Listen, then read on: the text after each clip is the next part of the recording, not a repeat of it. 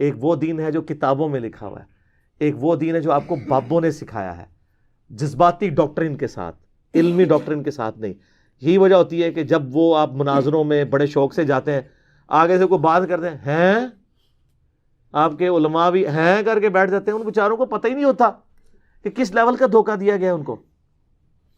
اور ایون یہ ایسے دھوکہ باز بھی ہوتے ہیں، چونکہ آپ نے پڑھا ہوا نہیں ہوتا، وہ چیزیں جو ان کے خلاف ہوتی ہیں وہ آپ کو اپنے حق میں پیش کر رہے ہوتے ہیں۔ مثلا صحیح بخاری میں ایک حدیث ہے، اب ڈاکٹر سرار صاحب بھی اس کو کوٹ کرتے تھے، لیکن ڈاکٹر سرار صاحب بھی حدیث کے معاملے میں کمزور تھے، اور وہ کہتے ہیں جی وہ مجھے ایک قادیانی ملا، ڈاکٹر سرار صاحب نے یہ واقعہ سنایا ہے۔ جب وہ قرآن میں آیت آتی ہے نا سورہ الزخرف میں، قل ان کان للرحمن ولد فانا اول العابدین، اے نبی تم فرماؤ اگر اللہ کا کوئی بیٹا ہوتا سب سے پہلے میں اسے پوجتا۔ تو بیان القرآن میں ڈاکٹر سرار صاحب جب اس آیت پہ پہنچے نا تو انہوں نے کہا جی میرے ساتھ ایک دفعہ ایک قادیانی ملا۔ اس سے ایک واقعہ بھی ہے میری زندگی کا۔ ٹورنٹو میں ایک قادیانی سے بحث ہوئی تھی، اس نے کہا کہ حضور نے فرمایا تھا کہ اگر ابراہیم میرے بیٹے زندہ رہتے تو یہ نبی ہوتے، لو عاش ابراہیم لکان نبیا۔ اس نے کہا اس کا مطلب یہ کہ نبوت ختم تو نہیں ہوئی۔ وہاں میں نے دلیل کے طور پر کہا کہ جب اس طرح کی شرط کی بات ہوتی ہے تو یہ تم دیکھو، ان کان للرحمن ولد فانا اول العابدین، اگر ہے کوئی بیٹا اللہ کا تو میں سب سے پہلے پوچھتا ہوں۔ تو یہ در حقیقت نفی کا انداز ہے، نہ ابراہیم نے زندہ رہنا تھا نہ نبوت جاری رہنی تھی۔ وہ تو حضور نے اس بات کے حوالے سے بالکل اسی طریقے سے تو اس کو مانا کہ واقعتاً آپ کی دلیل جو ہے وہ مضبوط ہے۔ انگلینڈ میں یا امریکہ میں، اور اس نے مجھے کہا کہ جی بخاری میں حدیث ہے کہ اگر حضرت ابراہیم علیہ السلام، جو نبی علیہ السلام کا ایک بیٹا تھا ابراہیم، اگر یہ بڑا ہوتا تو اس نے پیغمبر بننا تھا۔ تو یہ بخاری کی حدیث اس بات کا ثبوت ہے کہ نبی علیہ السلام کے بعد بھی نبوت جاری ہے۔ تو ڈاکٹر سرار صاحب نے نہ بیچاروں نے وہ خود حدیث پڑھی ہوئی تھی، نہ جو ان کو قادیانی کوٹ کر رہا تھا اس نے بھی پوری حدیث پڑھی ہوئی تھی۔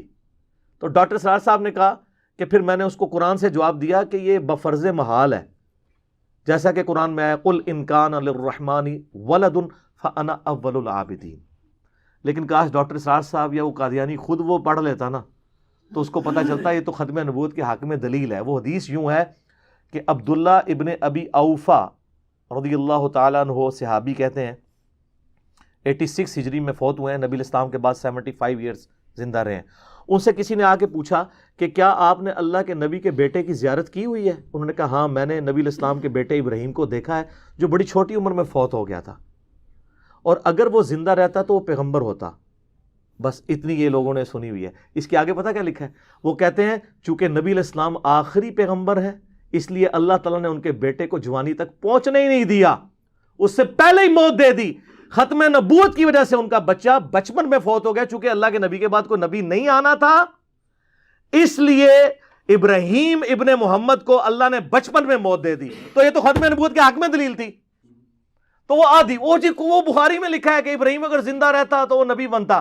آگے بھی تو پڑھو، عبداللہ ابن ابی اوفا کیا کہہ رہے ہیں کہ وہ بچہ فوت ہی اس لیے ہوا ہے کہ چونکہ ختم نبوت ہو چکی ہے تو آپ کا بچہ جوانی کو پہنچے گا نہیں۔ اب آپ کو وہ آیت سمجھ آئے گی، سورہ الاحزاب آیت نمبر 40، ما کان محمد ابا احد من رجالکم ولکن رسول اللہ وخاتم النبیین۔ محمد تم مردوں میں کسی کے باپ نہیں ہے، ان کا کوئی بچہ مرد نہیں بنے گا، کیونکہ مرد بنتا تو پیغمبر بھی ہوتا، پروٹوکول دیتا نا اللہ۔ اگر ابراہیم کا بچہ پیغمبر ہے تو محمد رسول اللہ کا بچہ پیغمبر کیوں نہ ہوتا؟ تو اللہ تعالیٰ نے کوئی بچہ جوانی تک جانے نہیں دیا، کسی مرد کے باپ نہیں ہے، نہ زید ابن محمد جن کو کہا جاتا تھا ان کے باپ ہے، نہ کسی اور مرد کے باپ ہے، ولیکن رسول اللہ و خاتم النبیین، وہ تو اللہ کے رسول ہیں اور نبوت کی مہر ہے، اور مہر ڈاکومنٹ کے اینڈ پہ لگائی جاتی ہے، اس کے بعد سیل آف دا پروفٹ بھی ہے اور سٹیمپ آف دا پروفٹ بھی ہے۔ یہ خاتم اور خاتم کا جو فرق کرتے ہیں اس پہ احادیث کے حوالے سے میرے کلپس ریکارڈڈ ہیں، وہ آپ دیکھیں، آپ کو معاملات کلیئر ہو جائیں گے کس طرح دھوکہ دیتے ہیں۔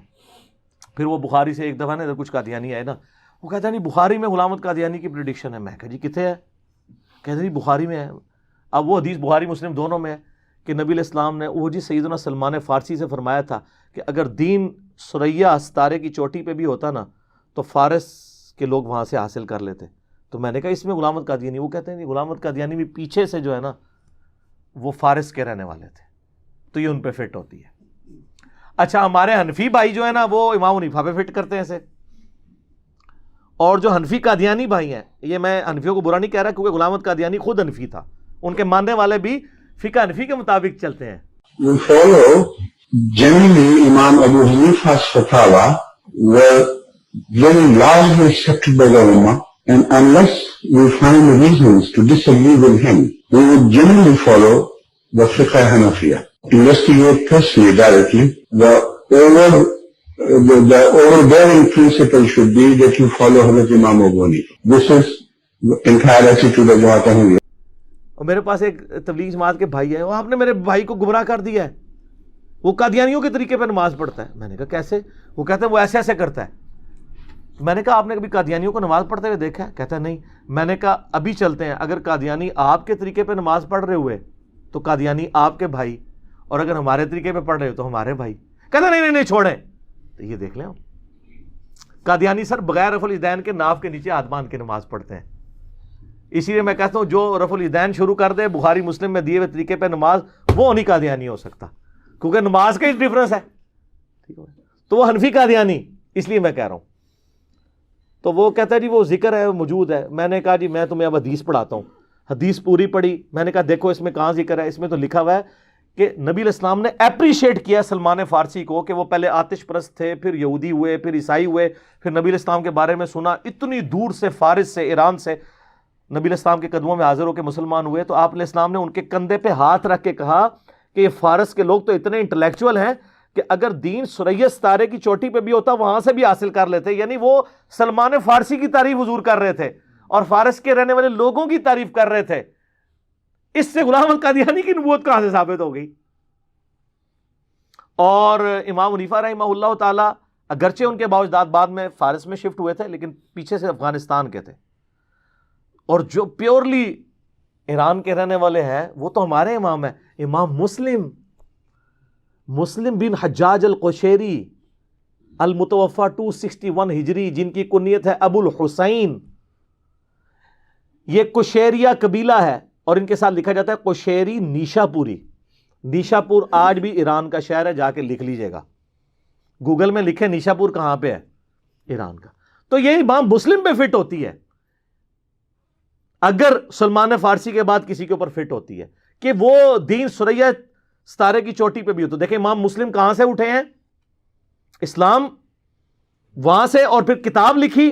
آج تک اس پائے کی کوئی کتاب نہیں لکھی گئی پوری دنیا میں. اور میں تو سعودی عرب کا چینل سن رہا ہوتا ہوں نا، تو جب وہ اذان کے وقفے اور اذان و نماز وقفے کے دوران جب حدیثیں چلتی ہیں نا، رواہ البخاری رواہ المسلم، رواہ البخاری رواہ المسلم، سر نہ بخاری عربی اور نہ مسلم عربی. امام بخاری رشیا کے رہنے والے، بخارا سٹی آج بھی ہے. امام مسلم ایران کے رہنے والے، نیشا پور سٹی آج بھی ہے. امام ترمذی افغانستان کے رہنے والے، ترمذ آج بھی اسٹیشن ہے. امام ابو داؤد بھی افغانستان کے رہنے والے. امام حاکم وہ بھی نیشا پوری ہیں، وہ بھی ایران کے رہنے والے، جنہوں نے المستدرک للحاکم لکھی ہے. سر پھر دیکھ لینا، نبی علیہ السلام نے فرمایا تھا، بخاری مسلم میں حدیث ہے، جو لوگ یہاں پہ موجود ہو، مینا کے اندر بھی خطبہ دیا، اس کے بعد حجۃ الوداع کا خطبہ عرفات میں، میرا یہ پیغام ان لوگوں تک پہنچا دینا جو یہاں پہ موجود نہیں. بسا اوقات جسے بات پہنچائی جا رہی ہوتی ہے وہ زیادہ یاد رکھنے والا ہوتا ہے بنسبت اس کے کہ جو بات پہنچا رہا ہوتا ہے. تو محدثین جب یہ حدیث پڑھا کرتے تھے کہتے تھے صدق رسول اللہ، رسول اللہ نے سچ فرمایا تھا، اللہ نے خدمت ہم اجمیوں سے لی ہے دین کے معاملے میں. یہ وہ چیزیں تھیں. کوئی اس میں امام حنیفہ کو ڈال رہا ہے، کوئی غلام احمد قادیانی. نبوت کہاں سے ثابت ہوئی؟ کہاں لکھا ہوا ہے؟ یہ اسی طریقے سے ہے جیسے وہ کہتے ہیں جی تراویح کتنی ہوتی ہے؟ 20. کیوں تراویح؟ وی آ گیا وچ پنجابی والا، اے بس تراویح والے دلائل ہوندے نے انہاں دے.